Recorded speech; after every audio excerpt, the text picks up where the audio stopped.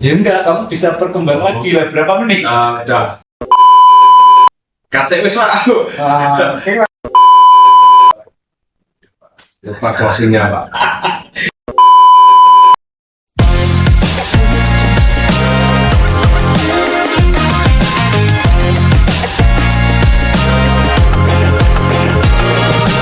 Audio Jungle. Halo Sobat JDIH, bagaimana kabarnya? Semoga dalam keadaan sehat-sehat ya.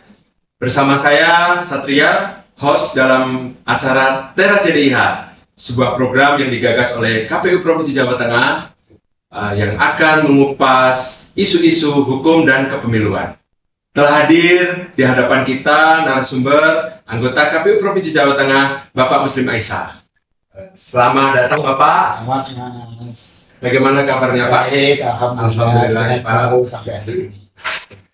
Muslim, baru-baru ini ada putusan MK nomor 135 Pak tentang pemisahan pemilu nasional dan pemilu lokal. Fenomena tersebut banyak menuai pro dan kontra di masyarakat Iya. Pak. Bagaimana nih menurut Bapak menyikapi kejadian tersebut Pak? Oke, terima kasih Mas. Memang lagi hangat ya dibincangkan oleh publik, seperti yang juga kita udah dengar, kita baca, kita lihat bahwa ada putusan terbaru MK 135 itu yang di sana secara pokok itu memisahkan pemilu nasional dan pemilu daerah. Pemilu nasional itu berkaitan dengan pemilu presiden, legislatif, dalam hal ini DPR RI dan kemudian DPD gitu ya. Jadi 3 pemilu itu nasional, kemudian pemilu lokalnya atau pemilu daerahnya itu adalah pemilu gubernur, wakil gubernur gitu ya. Kemudian pemilu bupati, wakil bupati, wali kota, kemudian DPRD provinsi, DPRD kabupaten kota. Itulah yang kemudian orang menyebut dengan putusan 135 ini, kemudian ada semacam pemisahan, di mana ini adalah pemilu yang baru ya. Kalau dulu kita kenal pemilu kita itu adalah pemilu 5 kota, ya kan, merujuk pada pemilu yang semuanya itu gitu ya, di luar pemilu gubernur, wakil gubernur, bupati dan wali kota. Nah besok dengan putusan MK ini akan ada pemisahan. Itu isu yang terbaru ini. Nah, bagaimana sesungguhnya kita melihat ini ya? Memang kalau kita baca, kita dengar, kita lihat pemilu ini itu sepertinya tidak ingin ada situasi seperti pemilu 2024 yang lalu, ya, di mana pemilu nasionalnya itu sama pemilu daerah, tetapi gubernur, wali kota dan kabupaten meskipun terpisah ya, tetapi dilaksanakan dalam 1 tahun, sehingga masyarakat kita, termasuk implikasinya teknis pada KPU itu seperti tumplek di dalam 1 tahun. Iya. Nah, ya kan, Iya. dengan putusan MK yang baru ini itu dengan sendirinya gambaran kita ke depan itu KPU akan makin teringankan dari sisi beban, karena pemilu nasionalnya itu hanya terdiri dari presiden, kemudian DPRD RI, DPD. Artinya kalau itu kaitkan dengan 5 kota menjadi 3 kota gitu. Kemudian tidak lagi seperti pemilu 2024 yang dilaksanakan dalam 1 tahun yang sama.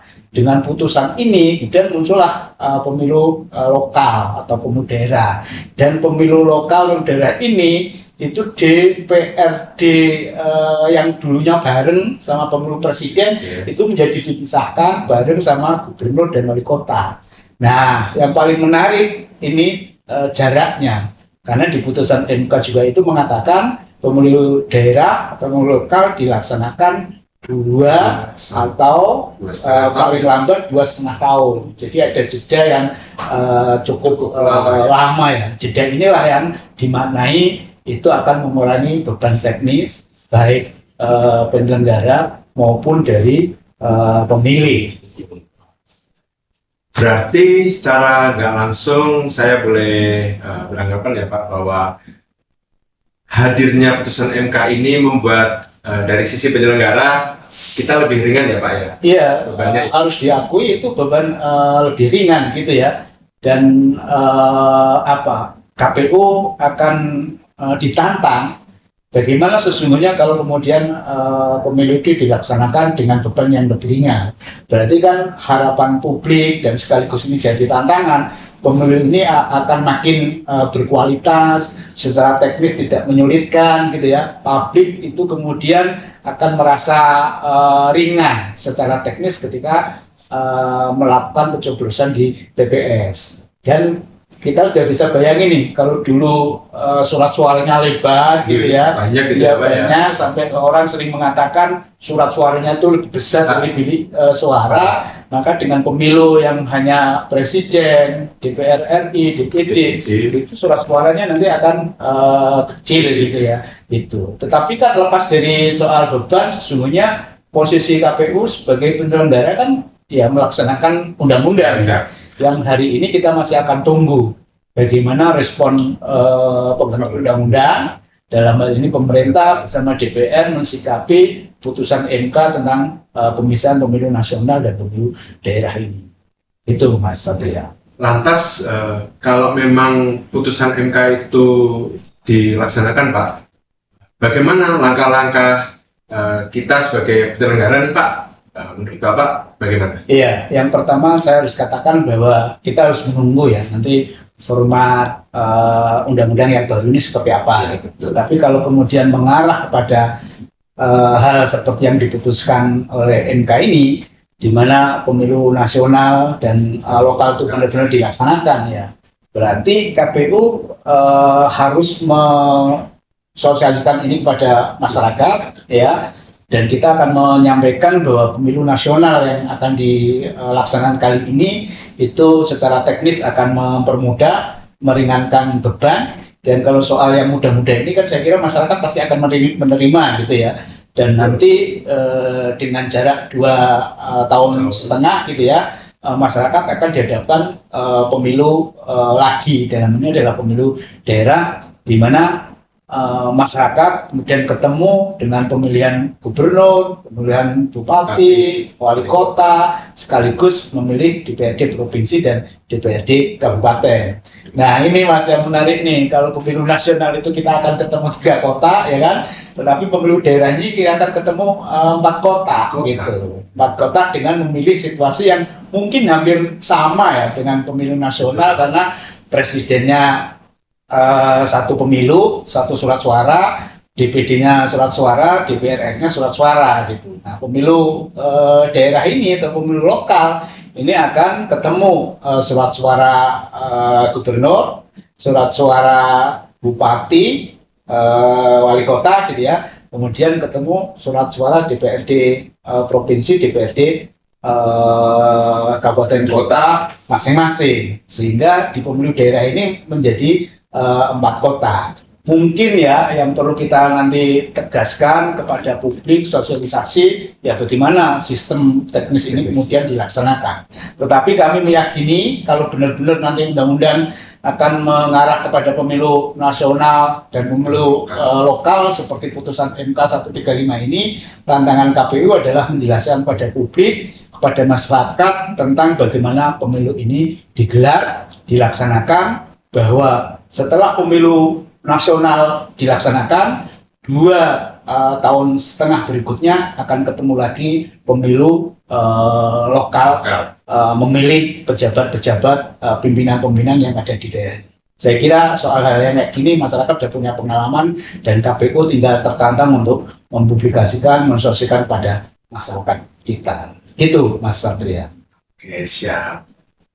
Ada satu lagi nih Pak pertanyaan, mungkin sudah banyak gonjang-ganjing di masyarakat Pak ini, tentang masyarakat ada yang berasumsi seperti kalau putusan MK dilaksanakan berarti kepala daerah ataupun anggota dewan jabatannya diperpanjang nih, jadi ini berarti nggak sesuai konstitusi gitu Pak.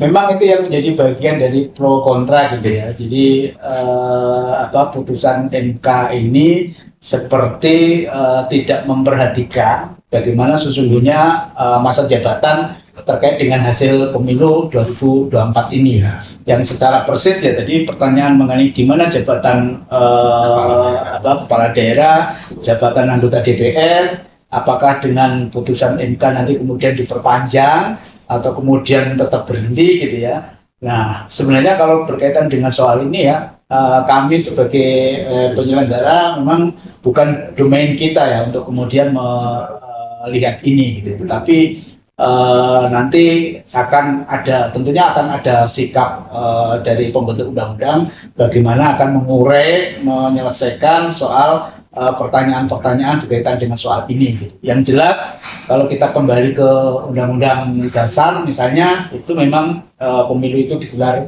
5 tahun sekali gitu ya, sehingga ketika 5 tahun sekali dalam hal ini adalah anggota DPRD provinsi, kabupaten yang kemarin dipilih melalui pemilu secara nasional ya, tentu saja pasti kalau pemilu daerahnya diundur sampai 2 tahun setengah yang akan datang, pasti jabatannya itu sudah berakhir gitu ya kan. Sehingga dalam konteks ini ya, putusan MK itu belum menjawab problem ini, tetapi saya meyakini bahwa problem itu nanti akan diselesaikan oleh pembentuk undang-undang.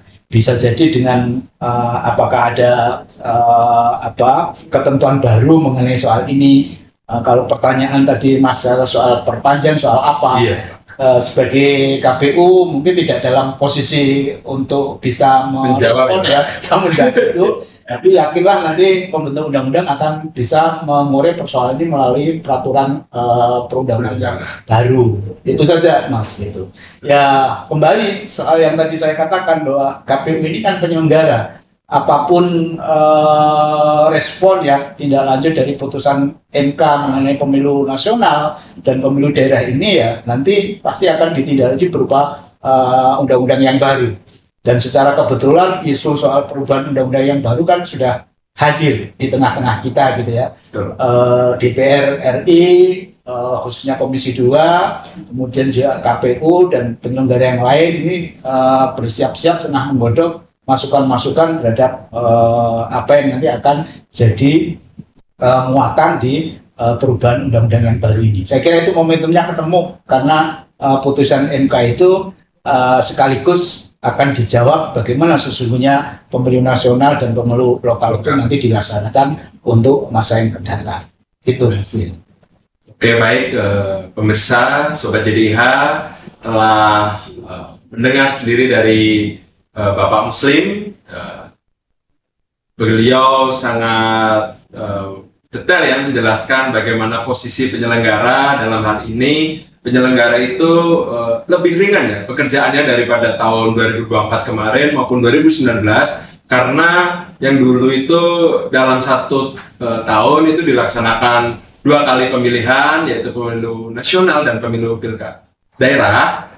Tahun yang akan datang pemilu terpisah karena pemilu nasional 2029 dan pemilu daerah akan dilaksanakan paling cepat 2 tahun dan maksimal 2,5 tahun setelah pemilu nasional.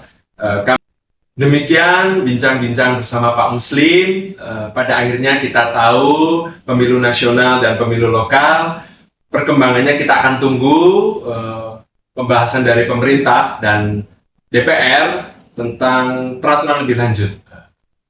Saya Satria, pamit undur diri. Bersama Tera JDIH pasti mencerahkan.